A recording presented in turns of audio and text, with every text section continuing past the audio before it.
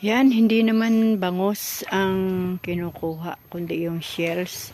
Ang tawag doon, tawag dito sa amin, kayog. Uy, kayog. Ang laman, parang tahong. Hindi naman ako masyadong kumakain yan. Matagal na panahon na yata. Parang high school pa lang ako last na nakatikim yan ng shell na yan. Ayan, sinunoy. Ayun, sinunoy. Kumuha ng buko. Ayan. Kumuha ng buko si Nonoy. Ipapakita ko sa inyo mga kaibigan yung shells na nakuha dito sa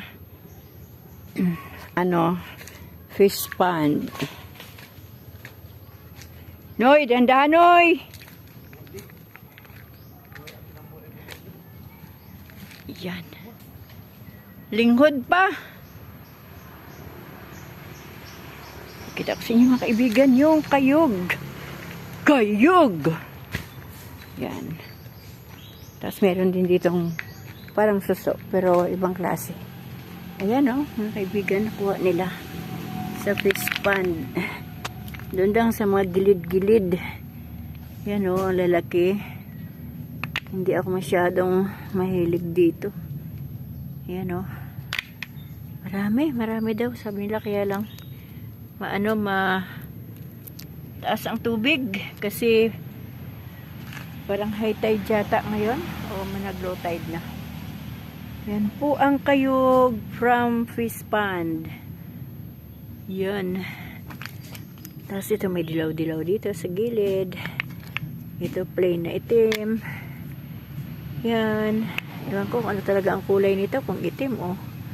Siguro pag bata pag ganito ang kulay. Ito medyo matanda na. Yan ang kulay. Para siyang kabibi, no? Ang tawag dito sa Sibuyan Island ay kayog. Uy, kayog. Yung kinuha ni Bunso, bibit kanina, maliliit lang. Ayaw niya ng malaki. Ilang piraso lang yun. Parang ilalaga lang yata nila. Ako, hindi niyo ako maasahan nakakain ng mga ganitong pagkain. Meron din yan sa dagat. Pero mas yung nandito sa fish pond. Kumbaga wala talaga, Noy? Saan yung sabi ni Edik? Kukuha ng buko. Dahil bukas na umaga, kami ay maglalayag na pabalik ng Laguna. Sasakay na naman tayo sa malaking barko. Pabalik ng Laguna.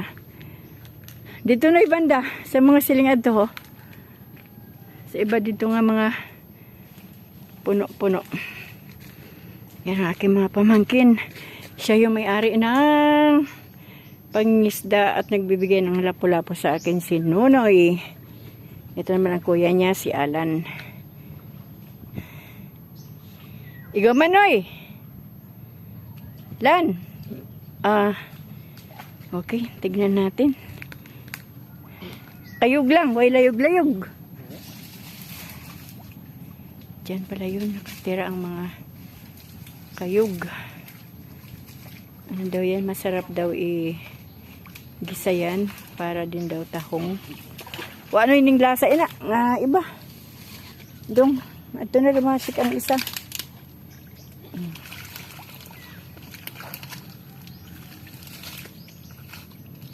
Ganyan ang pangunguha. Putik-putik. Grabe, no?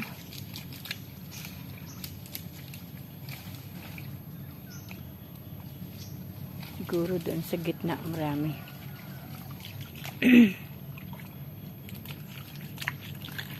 Nung araw parang nasa gilid-gilid lang ang mga yan eh. Ngayon pala Di man ito nga. meron din sa gitna. Wala. Ay wala, puro lang gilid.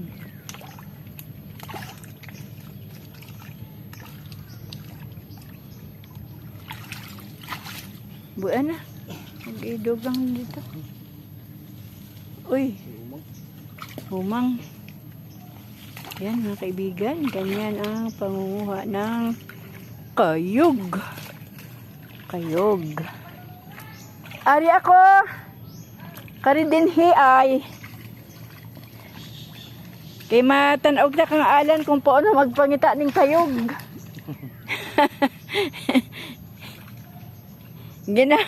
Ginahakop lang gali ang mga kayog diri iyang.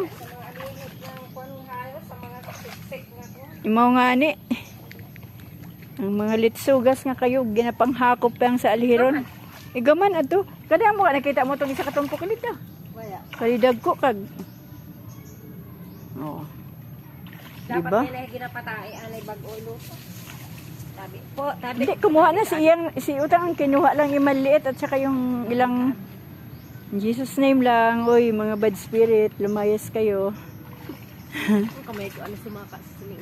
Tumbukon man siling gid ni kataas kay ginahaw-haw ako. Ay, lahat naman tayo. Ang ginasaka mga siling ato na una to.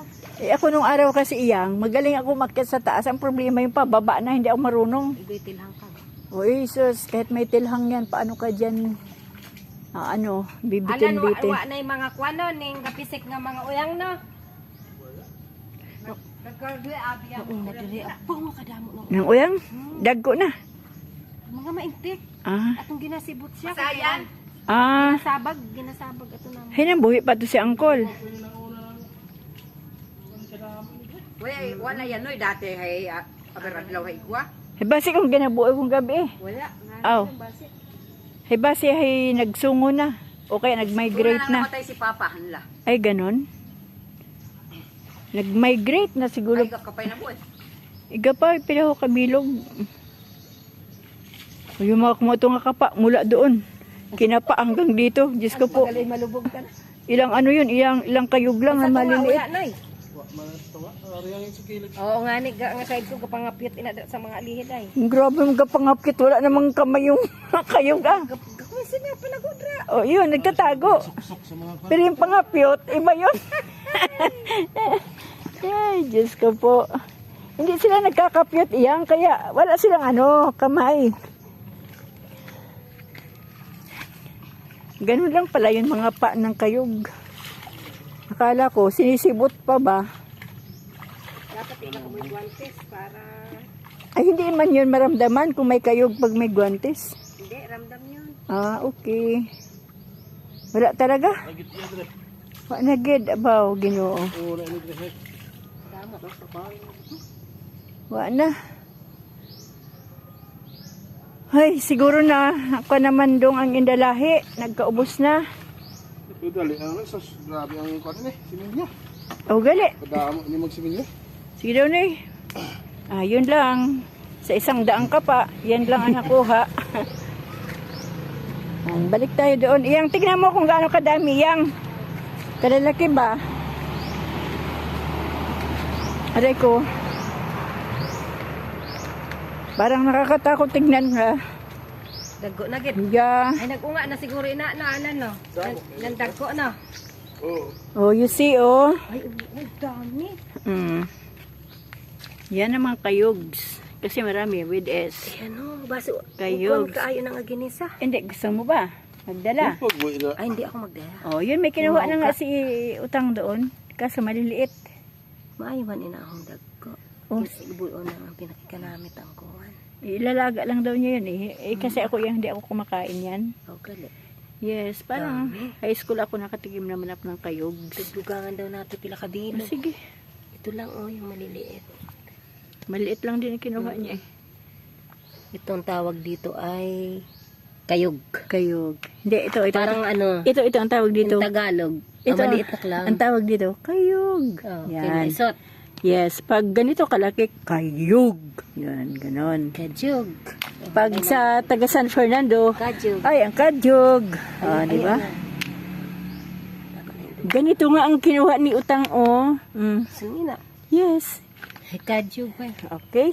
Kajog. Ayan, mga kaibigan, yan po ang kajog. Kajog. Umaakit pa si Noni ng nijog. Kuha na tayo ng buko. Yes. Yan, dito na po magtatapos ang aking munting video about sa kayog. Yan. Kayog.